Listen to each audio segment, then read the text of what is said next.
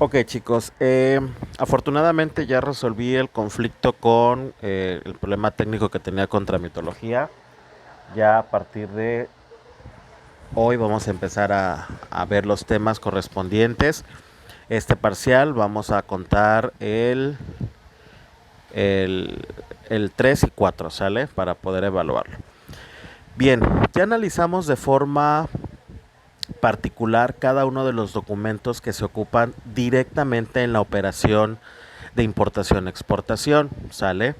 Nos saltamos únicamente el pedimento porque pues el pedimento lo van a ver de forma específica en una materia. Vimos lo que es el packing list, vimos lo que es la factura comercial, la factura pro forma, la factura consular, certificado de origen, ¿sale?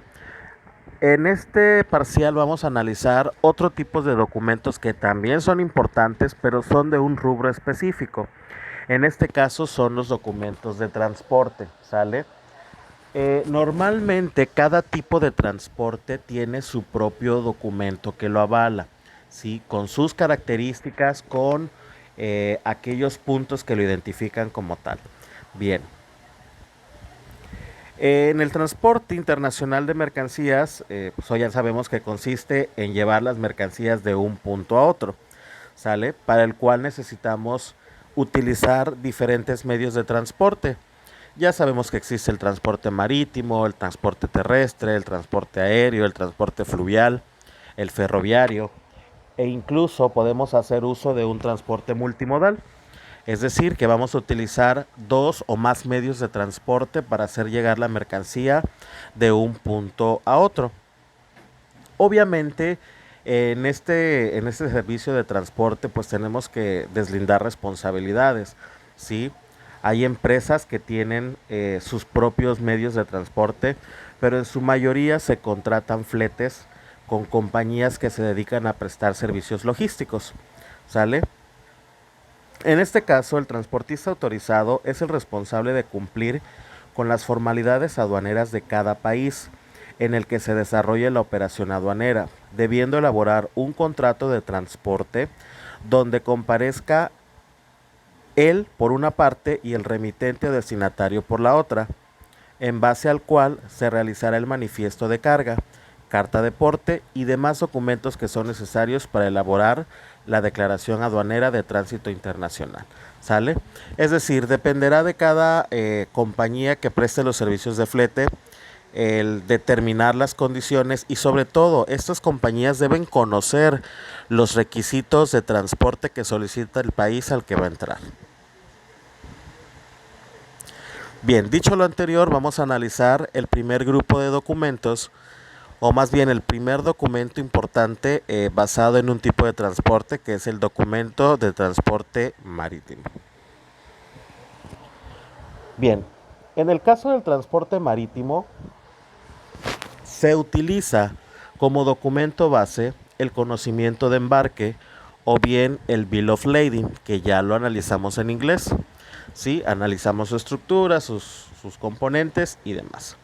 Este es un documento emitido por la empresa naviera eh, donde hace constar que recibió las mercancías, en este caso del exportador, para trasladarlas al puerto de referencia en la nave que se indica. Es decir, dependiendo del tipo de mercancía, si es en contenedores, si es en un buque petrolero, si es en un buque granelero, si son vehículos, etcétera, ¿sale? El número de ejemplares que se emiten suelen ser 3 y se acompañan con diversas copias no negociables, es decir, porque la autoridad aduanera necesita tener copias, el importador necesita tener copias, el agente aduanal, en este caso la empresa transportista, y en este caso el encargado de llevar las mercancías necesita también la documentación que avale el procedimiento que está realizando. El número de ejemplares que se emite suele ser de 3 y se acompaña con diversas copias no negociables, como les había comentado. Este conocimiento de embarque marítimo tiene 3 funciones básicas. La primera es un acuse de recibo de las condiciones en que se ha recibido la mercancía. Es decir, donde está aceptando que está recibiendo las mercancías con las condiciones pactadas en un contrato para poder hacer la entrega de las mismas. 2. Contrato de transporte en el que se especifica al dorso las obligaciones de las partes, es decir, hasta dónde incurren las responsabilidades de la compañía naviera. Para esto también nos vamos a auxiliar de los Incoterms. Recuerden que los Incoterms son términos de comercio internacional que responsabilizan a tanto el exportador como el importador en algún momento en el movimiento de las mercancías de un punto a otro y determina quién se responsabilizará de los trámites y de lo que pase con las mercancías en ese traslado. Número 3. Título de crédito que permite a su tenedor retirar las mercancías transportadas. Es decir, obviamente es una garantía de posesión de las mercancías, ¿sí? Y podrá moverlas y disponer de ellas una vez teniendo este documento.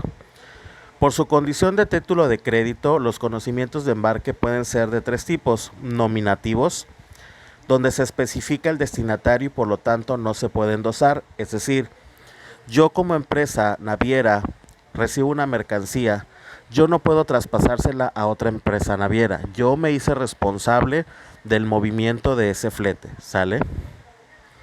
Ahora dirán ustedes, bueno, y entonces el multimodal, bueno, el multimodal lo presta normalmente una misma empresa que tiene la capacidad de infraestructura técnica y económica para tener transporte terrestre, marítimo, incluso aéreo dentro de sus posesiones. A la orden se especifica también la persona del destinatario, pero precedida por la expresión a la orden de, por lo que es transmisible por endoso. Ok. En el caso de los Bill of Lading a la orden, se podrá endosar siempre y cuando en el contrato, ¿sí? En el contrato se estipule esa condición. Endosar es ponerlo a nombre de otra persona, ¿sale? A eso se refiere endosar. Y el tercero, al portador, se considera destinatario al tenedor cualquiera que sea la forma en que lo ha obtenido.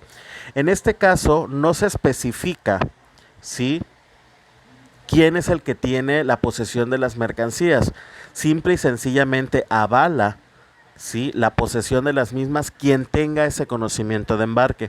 No se especifica la compañía naviera, simplemente se especifica que el que tenga posesión de esas mercancías y tenga a su mano ese Bill of Lading que dice al portador como título de crédito, puede poseerla sin tener una identificación en general.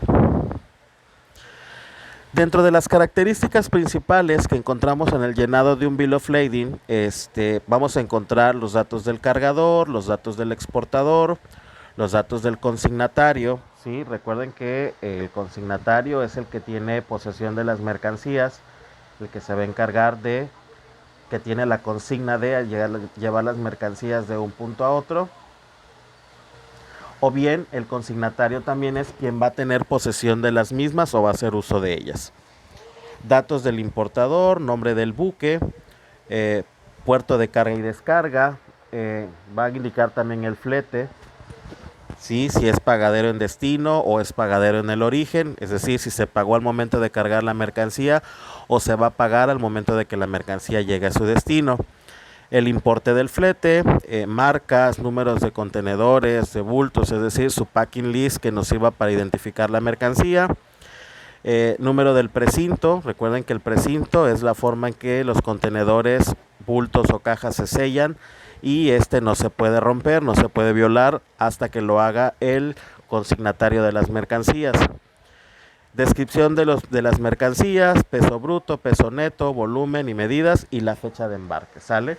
Información general que se debe presentar en este documento.